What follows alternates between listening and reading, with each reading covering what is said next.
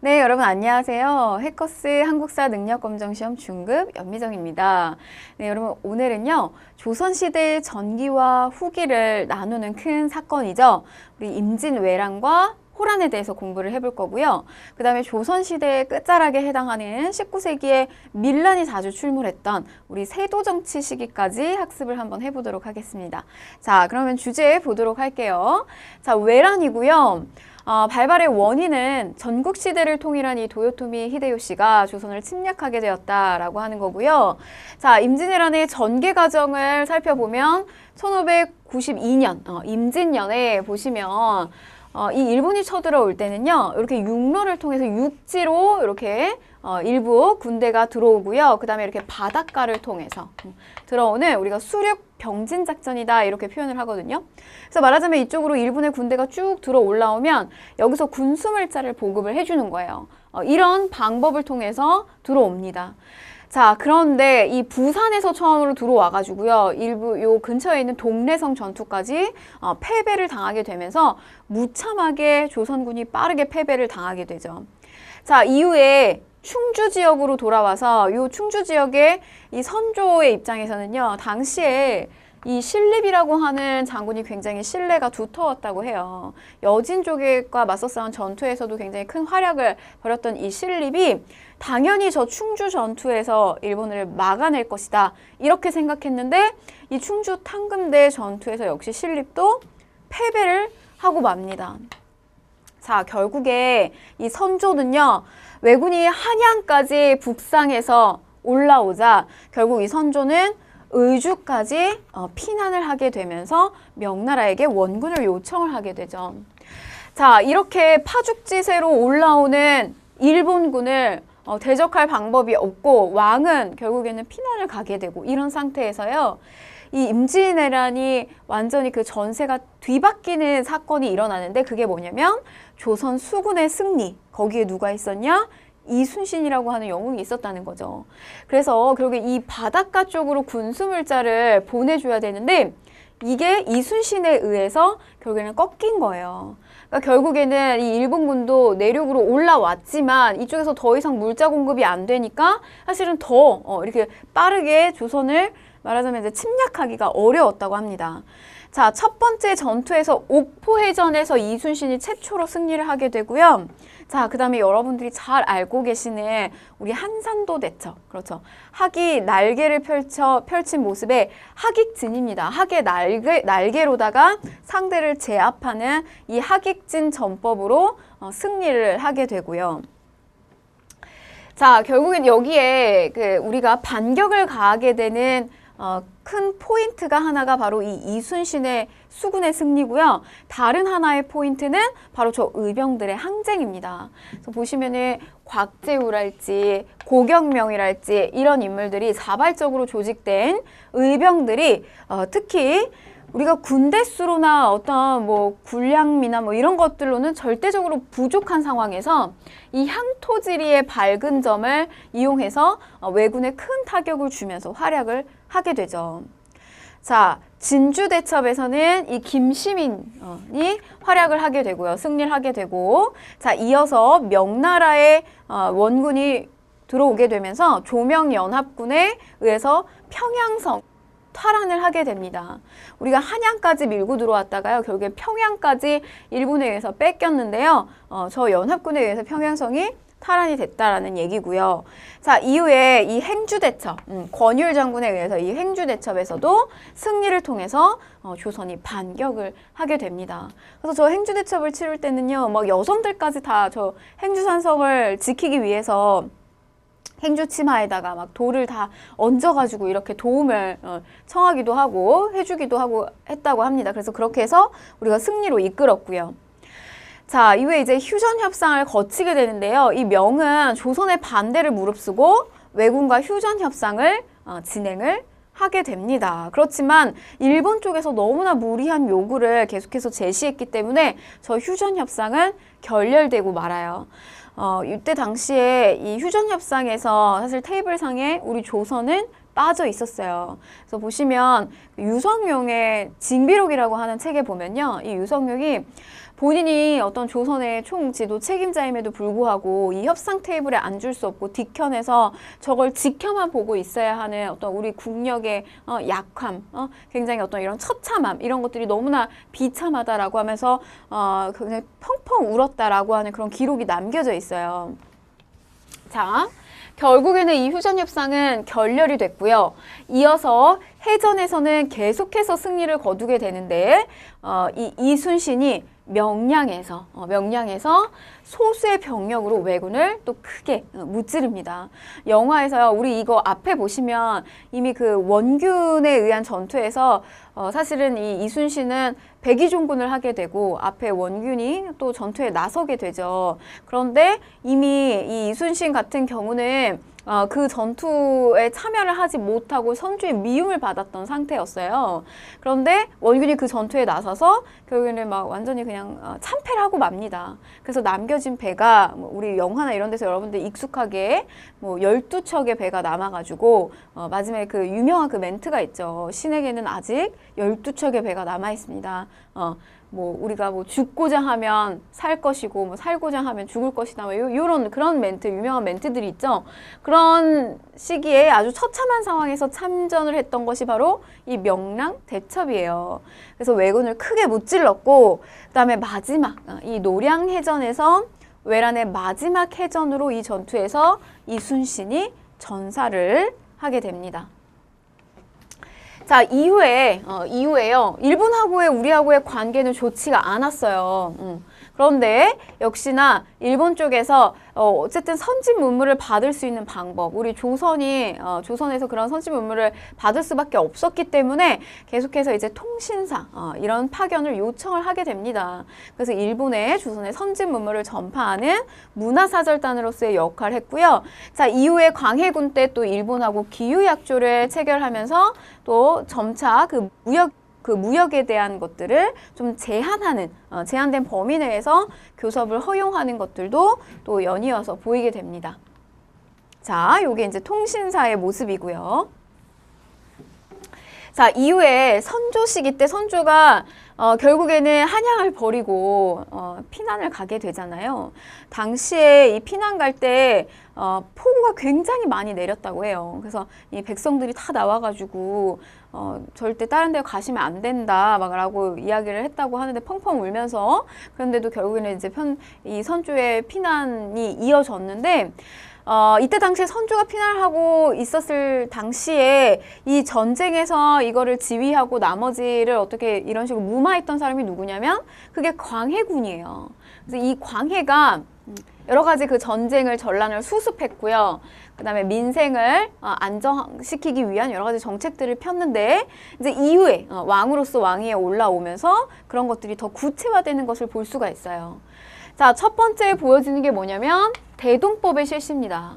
토지 결수에 따라서 토산물 대신에 쌀이나 동전 등으로 공납을 납부하는 대동법 실시인데, 자, 보시면은 저 대동법이라고 하는 건요, 이전에 우리가 세금을 내는 데 있어서 세금을 내는 데는 이 세 가지를 냅니다. 토지에서 나는 조세가 있고요. 그 다음에 특산물을 내는 공납이 있고요. 그 다음에 노동력을 징발하는 역이 있어요. 그런데 백성들한테 가장 아주 부담이 됐던 거, 너무나 힘들었던 게 뭐냐면 바로 요 공납이었어요. 특산물을 내는 거. 요 공납이었는데, 이 공납은 그 지역에서 나지 않는 것을 막 이렇게 무리하게 부담을 해야 됐기도 했고요. 또는 농사가 잘 되지 않아서 그 특산물 재배가 되지 않았는데도 납부를 해야 되는 경우들이 있었어요. 그래서 그런 것들을 다 대신해서 뭘로 바꾸자? 토지를 많이 가지고 있는 사람한테 그 토지 결수에 따라서 더 이걸 걷어들이자라고 하는 게 바로 대동법입니다. 근데 요거를 실시했다는 거죠. 자, 그리고 또 허준으로 하여금 동의보감을 광해군 시기 때 편찬을 했고요. 자, 그다음에 중립외교 파트로 넘어가게 되면, 자, 여러분, 우리 이 시기는요, 이미 여진족이 건국한 후금, 이 후금이라고 하는 나라가 굉장히 성장하고 있었던 때였고, 그 다음에 임진왜란 때 우리를 도와줬던 명은 이미 지는 해였어요.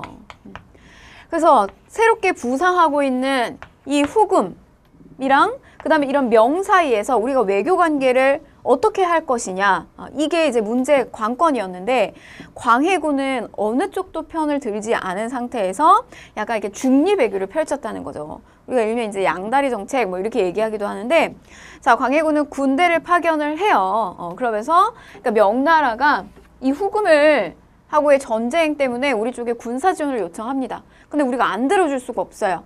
왜냐면 명이 우리한테 이미 임진왜란때 많이 이렇게 지원을 해줬기 때문에. 그래서 이 광해군은 군대를 파견을 하긴 해요. 광홍립이라고 하는 인물을 시켜서 결국 군대를 파견을 하지만 가서 네가 가지만 전투 상황에 따라서 이렇게 싸우는 척하다가 좀 상황을 보고 항복을 하든 뭐 이렇게 해라, 적절하게 처세를 해라 라고 명령을 내립니다. 그래서 후금의 비위도 건드리지 않고 또 명나라에게는 군사를 또 지원해주는 어떤 그런 액션을 취하면서 이런 양다리 외교 정책을 펼치죠. 자, 그래서 결국에 강홍립이 광해군의 명령에 따라서 후금의 항복을 하게 되는 이런 중립외교를 펼친다라고 하는 겁니다. 자, 이어서 이 광해군은요, 중립외교 정책과 그 다음에 이런 어떻게 오랑캐의 나라들하고 외교를 할 수가 있느냐. 중립외교 정책과 그 다음에 또 패모살제라고 해서 자신의 배다른 형제와 그 다음에 인목대비를 폐위하는 어떤 그런 패모살제라고 하는 인륜을 저버리는 그런 행동들, 그런 것들을 이제 비판하면서 서인 정권에 의해서 이 광해군을 왕위에서 끌어내립니다. 이게 뭐냐면 인조 반정이에요. 자, 그래서 이 시기 때 결국에 이 인조 반정에서 이 서인 정권들이 선택했던 외교는 뭐냐면 자, 친명 배금 정책이에요. 그래서 보시면 명나라, 우리 저버릴 수 없다. 명나라와 친해지고 금나라와 어떻게 등을 돌리는 거예요. 이게 친명 배금이에요. 자, 그런데 이미 국제 정세는 어떤 상태예요? 명나라는 지는 애, 후금, 금나라 뜨는 애예요. 그런데 얘하고 친해지고 얘하고 등을 돌리면 다음 상황은 불보듯 뻔한 상황이 오겠죠.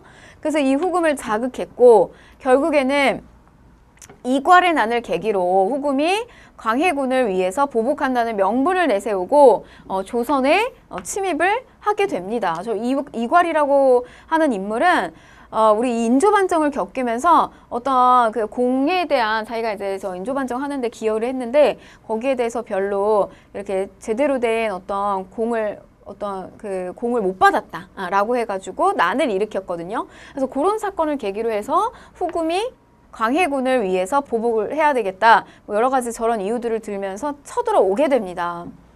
자, 전개 과정을 살펴보게 되면 이 인조가 강화도로 피난을 가게 되고요. 거기에서 이제 정봉수, 용골산성에서 의병이 활약을 하게 되고요. 결과적으로 살펴보게 되면 후금과 정묘약주를 체결하고 자, 무슨 관계? 형제 관계를 맺게 됩니다. 이게 일단 정묘호란의 어떤 전개 과정이 되겠고요. 자, 이어서 이 후금이요. 다시 나라 이름을 뭐로 바꾼다?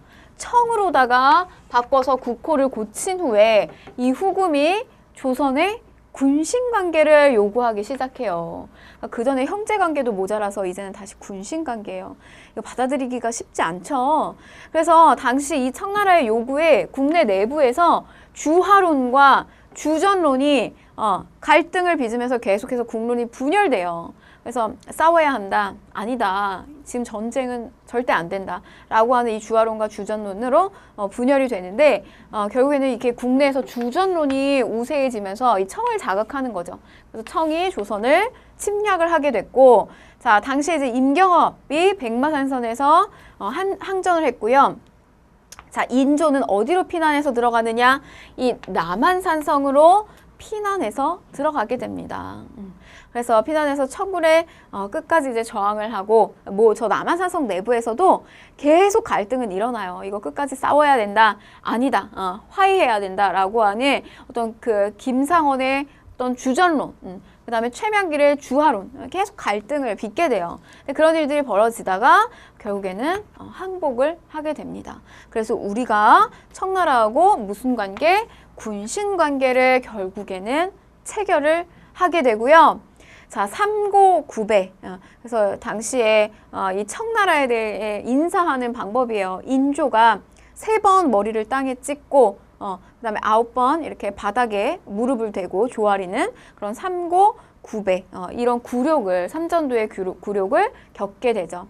이 삼전도비는 오늘날에 우리 그 송파구 석촌동, 우리가 지난번에요, 그 백제 한성유역, 처음에 수도를 자리 잡았던 그곳 일대, 석촌동 일대에 이 삼전도비가 있습니다. 자, 그래서 당시에 두 왕자였던 이 소현세자와 복림대군을 볼모로 청에 압송이 됐고요. 또 이후에 우리 계속해서 이 주전론을 주장했던 여러 가지 어떤 관료들이 또 청나라의 볼모로 또 끌려가기도 합니다. 자, 이후의 상황은 어떤 상황이냐면요. 그 청나라, 우리에게 굴욕을 줬던 이 청나라를 쳐야 된다라고 하는 북벌 운동이 추진이 돼요. 그래서 효종 시기 때 오게 되면 송시열 또는 이완 이런 사람들을 중심으로 청을 정벌하자라고 하는 북벌운동이 추진되고요. 자, 또 그런데 이제 이렇게 북벌운동을 추진하는데 효종 시기 때요, 청나라가 우리에게 군사를 요청해요. 자신들이 이제 러시아하고 전쟁을 벌일 건데 저 러시아를 정벌하러 나가는 데 있어서 군사를 지원해라. 그래서요, 우리가 사실 이 청을 치려고 만들어놨던 이 북벌 운동을 하기 위해서 만들어놨던 군대를요, 오히려 이 청의 원병 요청으로 우리가 파병을 하게 되는 아이러니한 상황이 이루어지게 돼요. 그래서 이건 당시의 상황을 좀 추측을 해보면 이걸 이제 서인 정권 쪽에서 이걸 유지를 했단 말이죠. 근데 이 북벌 운동 자체가 실제로 청나라를 치려고 만든 것이 아니라 어떤 본인들의 정권 유지를 하기 위한 그냥 그런 하나의 정책에 불과했다라고 하는 겁니다. 자, 그 다음에 요 숙종 시기로 넘어가게 되면 간도 지역을 두고 또 청나라하고 국경 분쟁이 발생을 하게 돼요. 그래서 요 숙종 때 양국의 대표가 백두산 일대, 자, 요 백두산 일대에 있는 여기를 기점으로 해서 우리가 이쪽을 서간도 또는 이쪽을 북간도 이렇게 부르는데 요 일대를 답사하고 나서 백두산 정계비를 건립을 하게 됩니다. 요게 이제 숙종 무렵 이후의 상황이고요. 그래서 보시면은 이쪽에 있는 여진 쪽의 민족들하고 우리의 조선의 민족들이 서로 이 지역을 왔다 갔다 하면서 어떤 국경에 대한 경계선이 애매모호했다는 거예요. 그래서 갈등도 많이 일어나고요. 그래서 그런 것들 국경선을 명확하게 하기 위해서 백두산 정계비를 또 건립을 했습니다. 자, 그 다음에 청의 발전된 문물을 배우고 청을 수용하자는 북학론이 대두했는데요. 우선 초창기에는 이 북벌 운동이 압도적이었어요. 그런데 이렇게 압도적이었다가 점점 시기가 지나가면서 아니다. 이 청이라고 하는 나라에서도 우리가 배울 것이 굉장히 많다라고 해서 북학론이 조금씩 나타나기 시작을 합니다. 자, 양란이 끝나고 난 다음에 임진, 외란과 호란이 끝나고 난 다음에 이후에 어떤 정치기구의 변화, 이 비변사를 중심으로 여러분들이 공부를 하셔야 되는데요. 자, 이 비변사는 중종 때 발생한 요 삼포 외란을 계기로 해서요, 여진족과 왜구에 대비하기 위해서 설치한 임시 회의기구예요. 자, 그래서 중종 때는 임시 회의기구입니다. 자, 다시 말해서 비변은요, 변방을 방비하기 위한 거예요. 임시적으로 만든 거예요, 처음에는. 근데 을묘외변이 또 일어나요. 그래서 저게 을묘외변이 일어나면서 어떻게 된다? 임시가 아니라 뭐로 간다? 상설. 우리 뭐 상설 할인 매장 이런 얘기 하잖아요. 뭐 항상 이렇게 할인하는 곳 있죠. 그래서 이렇게 상설 기구화가 된다라고 하는 거고요. 자, 이게 임진왜란을 거치잖아요. 그러면서 이 비변사의 기능이 엄청나게 커져요. 그래서 모든 정무를 총괄하게 돼서 기존의 의정부 육조 체제가 어떻게 된다? 유명무실해져요. 원래는 우리 조선은 요 체제로 유지가 됐잖아요. 근데 이게 완전히 유명무실해진다는 거죠. 자, 세도 정치 이후에 가게 되면, 이 시기로 가게 되면 외척 세력들이 전부 다 어디 들어오는 거예요? 이 비변사 안으로 들어오는 거예요. 그래서 권력 기반이 되고요. 고종 때 흥선대원군에 의해서 결국에는 이렇게 막강한 권력을 지니고 있었던 비변사 폐지가 됩니다. 그리고 다시 의정부와 육주의 기능이 이제 다시 부활되는 거예요. 이 시기로 오게 되면. 자, 또 이 양란 이후에는요, 3사가 변질이 돼요. 자, 이 3사가 각 붕당의 이해관계를 대변하는 원래 이 3사는 뭐예요? 언론기구잖아요. 그래서 비판적 기능, 잘못된 거 있으면 바른 말하고 직언하고 이랬던 기구가 3사인데 그게 기능이 변질이 된 거예요. 자, 그 다음에 군사제도를 살펴보시면 5군형이 설치가 됩니다. 전쟁을 겪는 그 와중 속에 이 5군형 체제가 완비가 돼요. 그래서 보시면은 임진왜란 거듭된 패전으로 5위를 대신하는, 원래 조선에 5위라고 하는 군사체계가 있었는데 이 5위를 대신하는 새로운 군대 필요성이 대두가 된 거예요. 그래서 선조 시기 때 오게 되면 훈련도감을 시작으로 훈련도감을 뽑죠. 전 직업군인이에요. 임진왜란을 겪으면서 만든 거죠. 그래서 포수, 사수, 살수 이렇게 삼수병으로 만들었던 군대를 처음에 조직을 하고 이어서 순차적으로 어영청, 총융청, 수어청 인조 시기 때 만들고 숙종 시기 때 금이영까지 이렇게 해서 5군형 체제가 완성이 됩니다.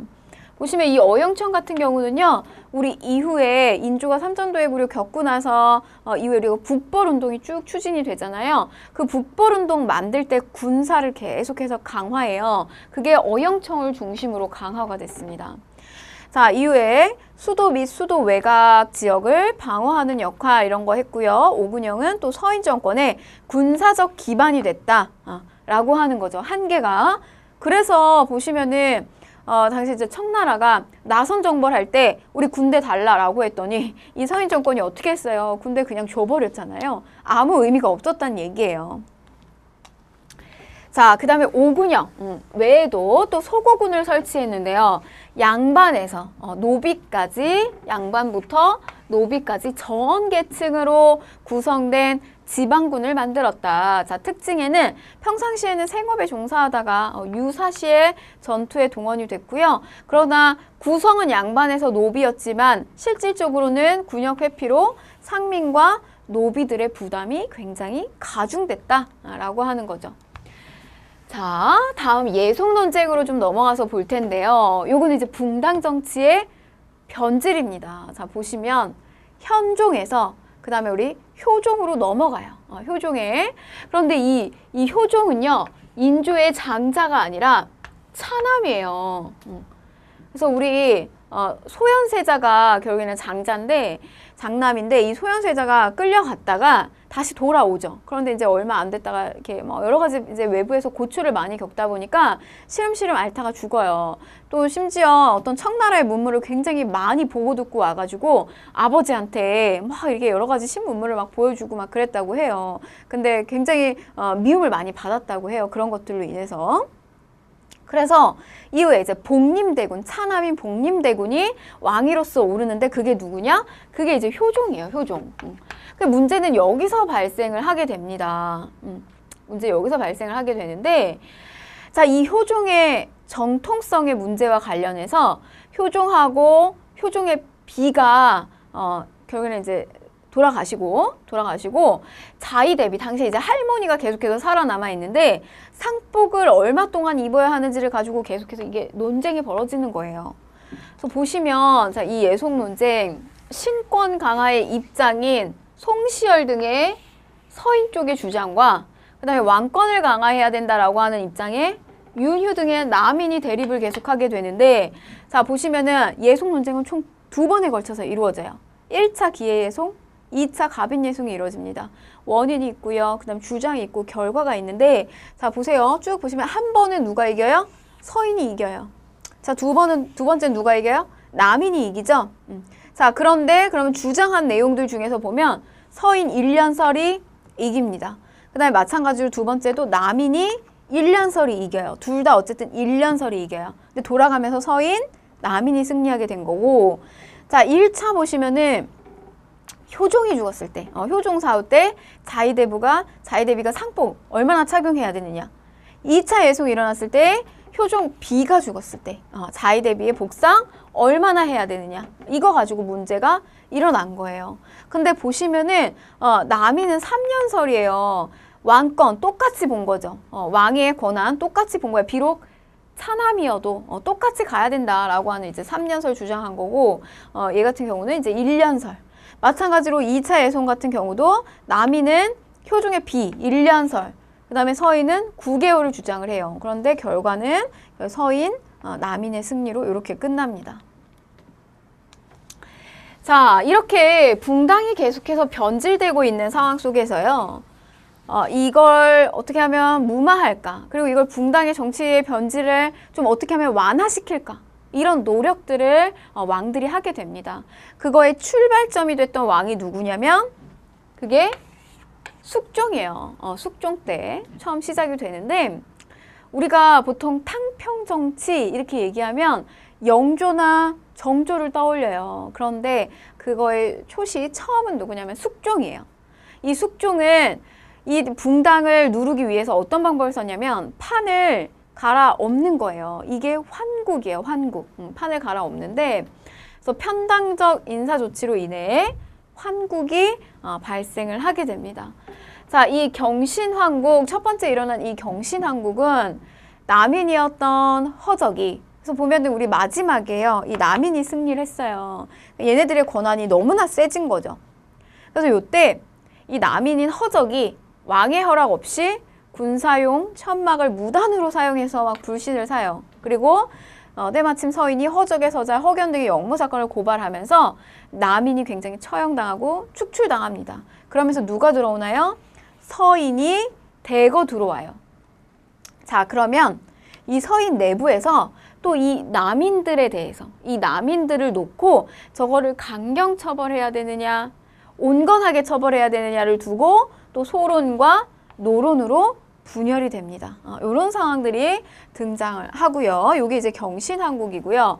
자, 다음 기사한국 때는 자, 요 경신한국 무렵에는 인현왕후가 자리를 잡고 있었는데 인현왕후가 아들을 낳지 못했어요. 그래서 이 기사한국 무렵에 장희빈이 낳은 이 아들 경종이 이후에 경종이 되는데 이 경종이 세자책봉 문제를 두고 세자책봉 문제를 두고 여기에 대해서 반대하던 서인 이들이 굉장히 처형, 축출을 당하게 됩니다. 그러면서 누가 정권을 지나요? 다시 남인이 기사한국 때 재집권을 하게 됩니다. 재집권을 하게 되고요. 서인 계열인 인현왕후는 결국에 폐위를 당하게 됩니다. 자, 환국은 총 3차례에 걸쳐서 이루어지는데요. 자, 마지막 갑술한국 시기 때 보게 되면 서인의 인현왕후 복위운동이 계속해서 벌어져요.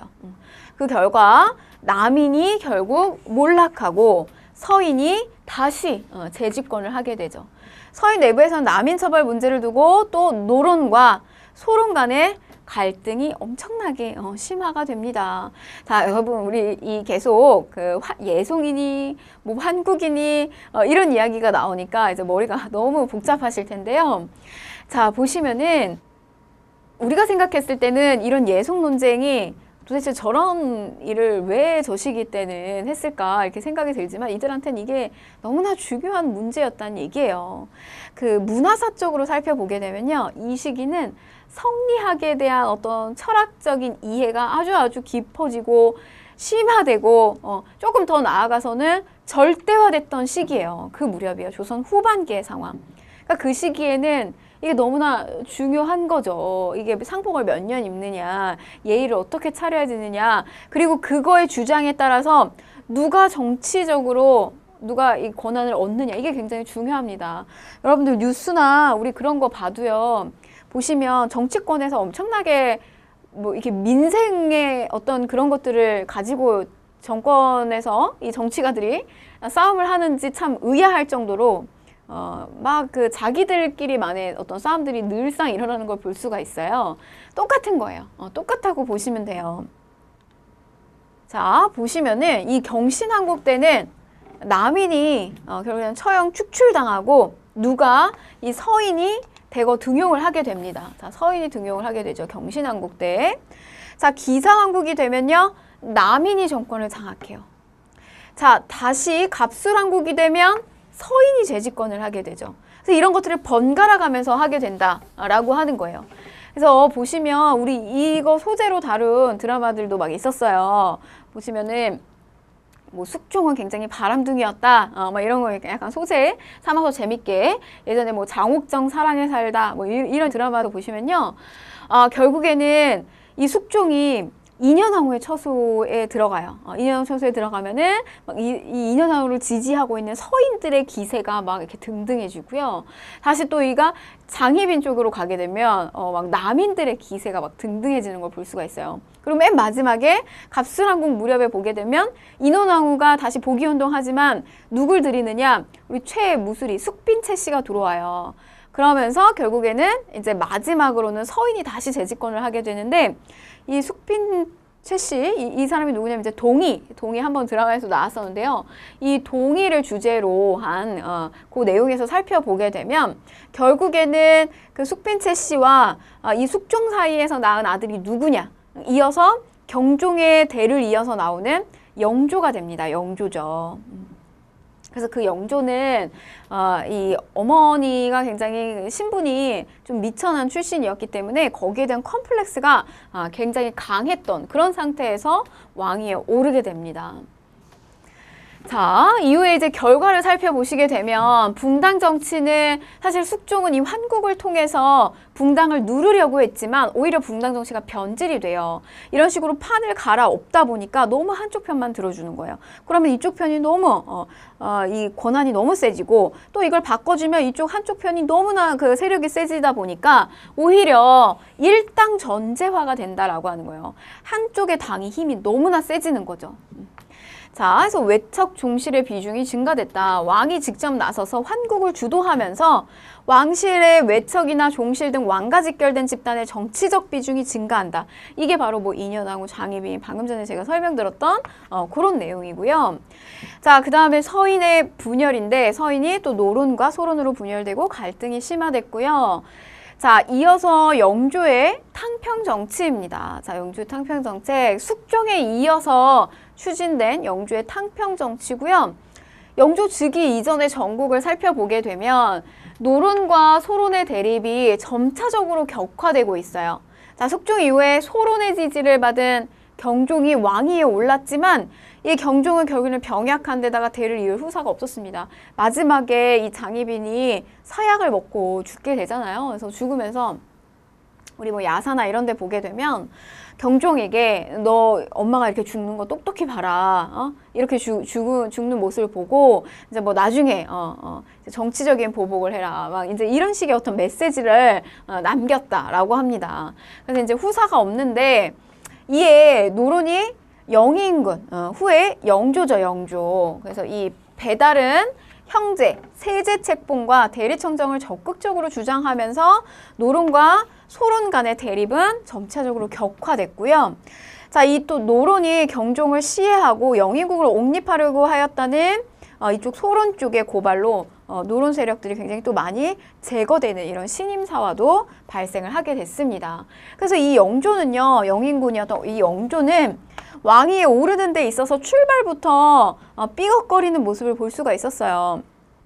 어머니, 숙빈채 씨, 굉장히 그런 신분이 낮은 거에 대한 어떤 컴플렉스 그런 것도 있었던 데다가 그리고 이 경종이라고 하는 배다른 형제를 또 시해하고 자기가 왕위에 올랐다라고 하는 어떤 그런 모함들 이런 것들을 다 극복하면서 왕위에 올랐기 때문에 굉장히 힘들게 정책을 꾸려나가는 것들을 볼 수가 있습니다.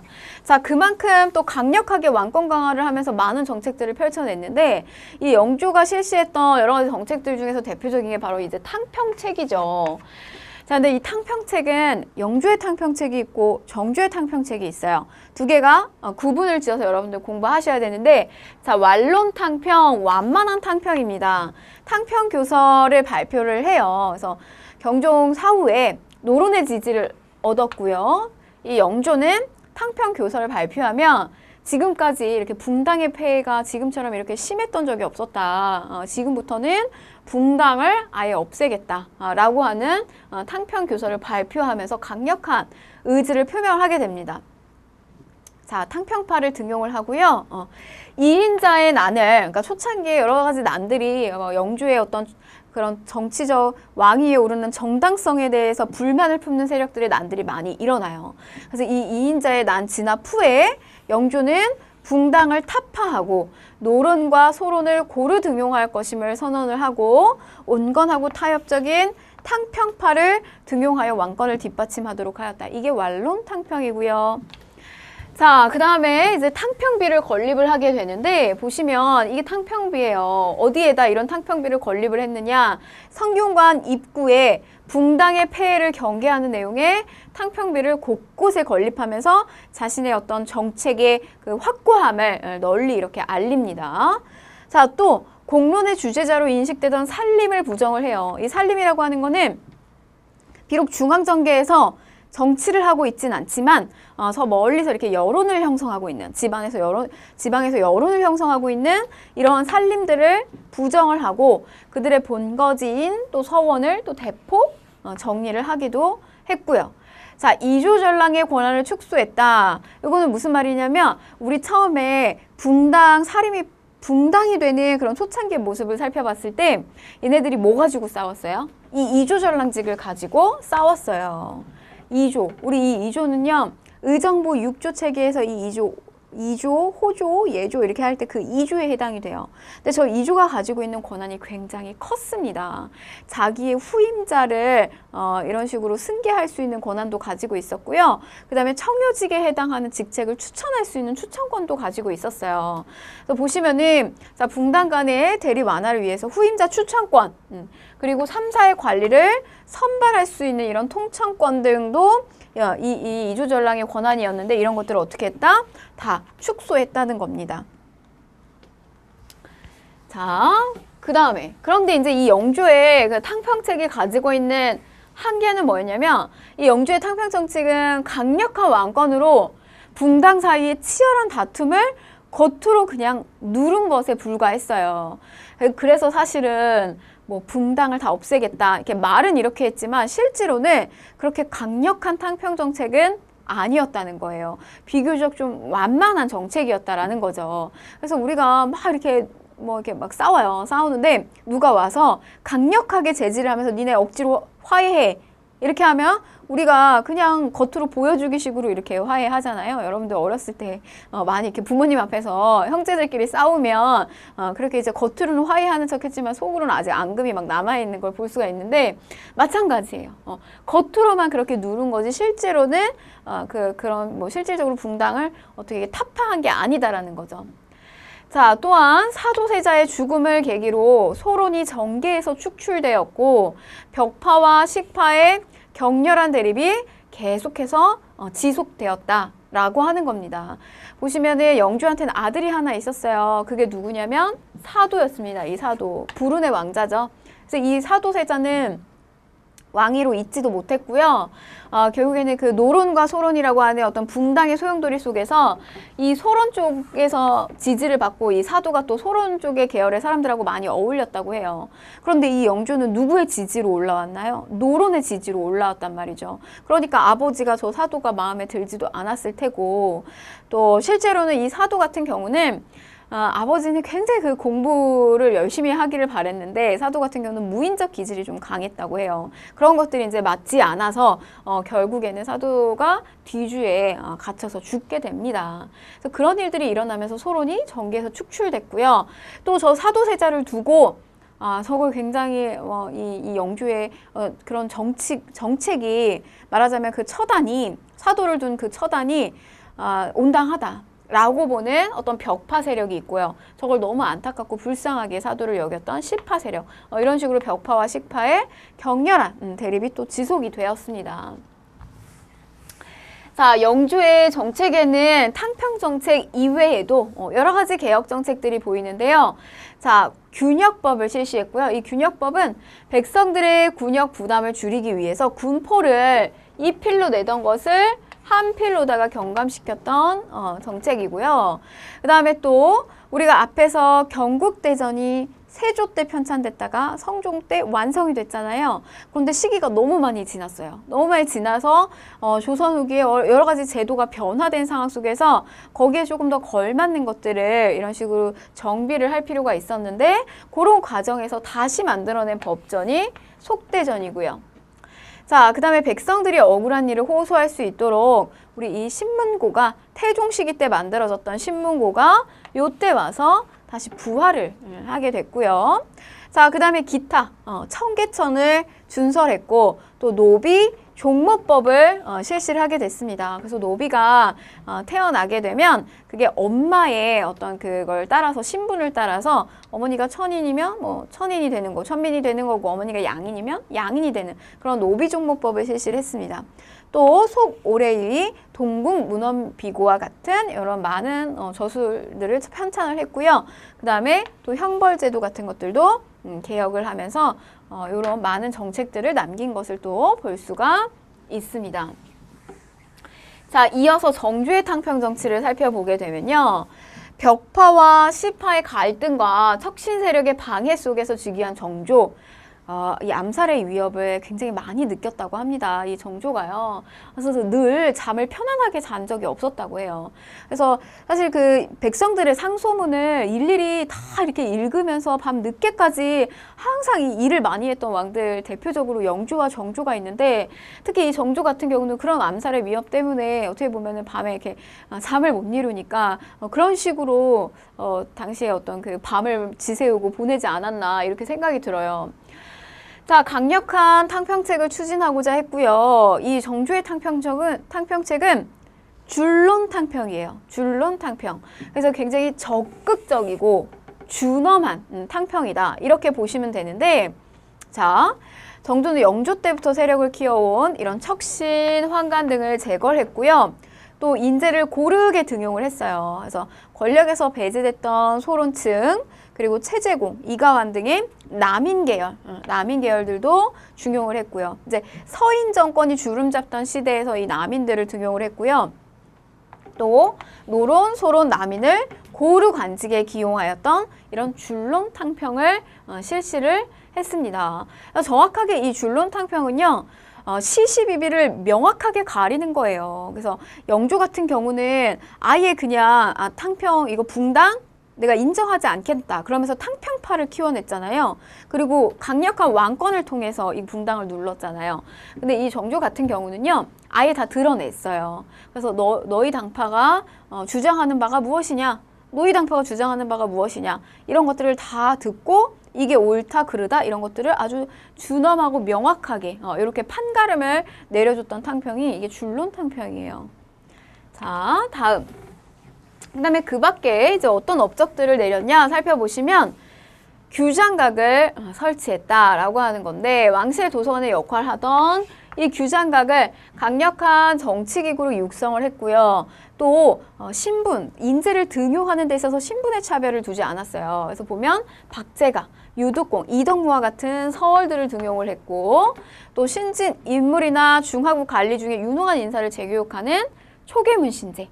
그래서 공무원이 됐어요. 관리가 됐어요. 됐는데 그 중에서 또 똘똘한 인재들을 뽑아가지고 다시 이렇게 재교육을 시켰던 게 바로 초계문신제입니다. 자, 그 다음에 친위 부대였던 장윤령 이런 것들을 설치했고요. 또 이 수원화석, 수원의 화성을 건설해서 정치적이고 군사적인 기능을 부여함으로써 정치적인 이상을 실현하는 상징적인 도시로 육성을 하게 됩니다. 기본적으로 성은요, 우리가 외침을 막을 때 쓰는 게 이제 성인데, 이 수원화성 같은 경우는 여러분 실제로 한번 가서 보시면 굉장히 아름답다라고 하는 걸 느낄 수가 있어요. 그래서 아주 그 종합적인 도시로서 육성을 하는 그런 아름다운 성이 수원화성이고요. 얘는 유네스코 문화유산에도 등재가 되어 있습니다. 자, 다음으로 신해통공 반포인데 이 신해통공은 뭐냐면 조선 후기로 오게 되면 경제가 굉장히 활발해지고요. 상업이 발달하게 돼요. 그러면서 그 이전에 이 시전 상인들이 가지고 있었던 금난정권이라고 하는 것을 폐지시킵니다. 난전을 금하는 거, 이거를 폐지시키면서 이 금난정권을 폐지해요. 그러면서 널리 말하자면 자유로운 상업활동을 할 수 있도록 이런 것들을 보장을 하게 됩니다. 자, 그 다음에 또 문물제도를 정비하는데 뭐 여러 가지 법전인 대전, 통편, 영조 때는 속대전, 여기는 대전 통편이고요. 그 다음에 동문, 휘고를 편찬을 했고 또 보시면 일성록 이런 것들도 또 편찬을 했다라고 보시면 되겠고요. 자, 이어서 세도정치입니다. 세도정치의 전개인데 자, 보시면 지금 이 세도정치 시기는 앞에 왕들이 영조, 정조 너무나 훌륭한 왕들이 있었어요. 이렇게 너무나 훌륭한 왕들이 앞에서 정치를 잘 하다가 이 두 왕조가 승하를 하고 난 다음에, 왕이 승하를 하고 난 다음에 이어서 즉위하는 왕들은 너무나 나이도 어리고 그리고 외척들의 힘에 의해서 제대로 된 정치를 할 수가 없었어요. 그래서 이 시기 우리가 뭐라고 부르냐? 도탄에 빠진 시기다. 세도 정치다. 이렇게 부릅니다. 그래서 정조의 사망 이후에 소수의 유력한 가문에게 권력이 집중되는데 누구한테? 안동김 씨, 그 다음에 또 풍양조 씨, 다시 안동김 씨, 이런 세력들에게, 외척 세력들에게 결국에는 권력이 집중되는 상황. 왕들이 힘을 쓰질 못해요. 자, 그래서 붕당 정치는 붕괴가 됐어요. 붕괴가 됐지만 오히려 권력이 이런 식으로 하나의 가문이 권력을 완전히 꽉 쥐는, 독점하는 이런 붕당 정치의 원리가 완전히 붕괴가 됩니다. 이런 식으로 이제 하나의 가문이 권력을 독점하게 되는 거죠. 자, 그래서 비변사, 어디를 중심으로, 이 비변사를 중심으로 해서 이게 강화가 되는데 여기에 다 권력이 집중하고요. 외척 가문들이 다 여기 비변사로 들어오는 거예요. 그래서 기존에 있었던 의정부 6조 체제 더 이상 그 기능을 하지 못하고요. 심지어 저 관직 자체도 매관매직, 사고 파는 형태가 계속해서 이루어지게 됩니다. 자, 탐관 오리들, 관리들이 제대로 제 역할을 하지 않고요. 부정부패를 계속해서 일삼죠. 향리들 수탈 말할 것도 없고요. 그러면서 자, 세 가지의 부분에서 토지세, 전정, 그 다음에 군정, 역과 관련해서 그리고 요거 환곡제도, 이거는 뭐냐면 말하자면 이제 우리가 빈민을 구휼하기 위해서 백성들이 농사가 잘 안 되거나 이랬을 때 이제 돈을 빌려주는 제도가 환곡인데 저거 역시 억지로 막 강제로 빌려주는 이런 식의 환곡이 문란해졌다라고 하는 거죠. 그래서 보시면은 자, 토지세, 그 다음에 군역, 그 다음에 마찬가지로 춘군기에 곡식을 대여해 주는 건데 자, 이걸 이자와 함께 상환하는 이런 제도입니다. 그런데 여러 가지 폐단이 생겨요. 전정 같은 경우는 잡세가 추가되고요. 지주가 소작인에게 오히려 세금을 전가하는 상황이 오고요.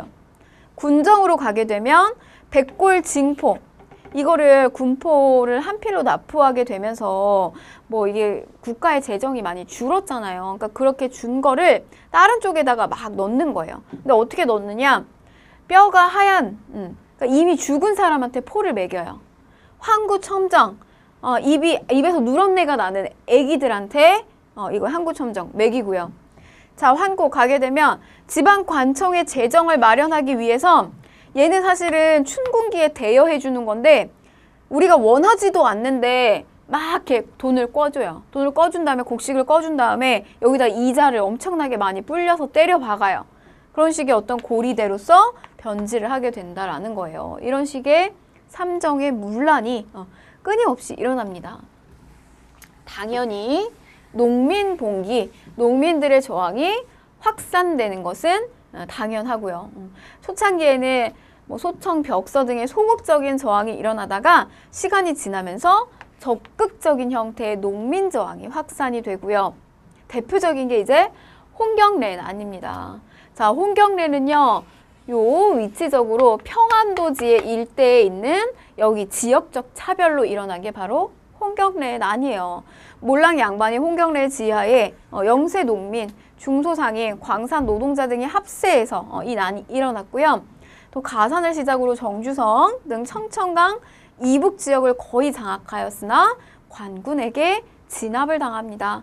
자, 이후에 임술농민 봉기가 일어나는데 자, 이거는 전형적인 삼정의 문란으로 인해서 일어난 거예요. 그래서 보시면은 자, 경상도 우병사 백낙신의 수탈로 인해서 일어났고요. 이 몰랑 양반이 유계춘을 중심으로 해서 어디에서 진주 지역을 진주를 시작으로 해서 전국적으로 확산을 하게 되고 자, 당시에 박교수가 안핵사로 파견을 했으면서 자, 이거를 무마하기 위해서 삼정의 정청을 설치를 하게 됩니다. 자, 한계로는요, 이 삼정의 정책은 미봉책에 불과했어요. 2개월 만에 폐지되면서 결국에는 근본적인 해결의 마련책은 내놓지를 못하고 실패하고 맙니다. 그럼 이러한 문제점 어디에서 해결할까요? 이거 흥선대원군 시기 때 가서야 해결을 보게 됩니다. 자, 당시에는 이러한 밀란이 일어나게 된 그런 이유에는 뭐 여러 가지가 있지만 농민들의 이 의식, 일반 백성들의 의식의 성장이 있었다는 거예요. 의식의 성장. 물론 불만이 있지만 불만 가지고는 여러분 저렇게 반란이 일어나지 않아요. 그러니까 예를 들면 우리가 학생들이 우리가 아주 어렸을 때 뭐 모를 때 부모님이 좀 무리한 요구를 막 해요. 그러면은 우리 그때는 어리니까 이렇게 마음속에 막 그냥 불만만 가지고 있지 뭔가 대응을 못 해요.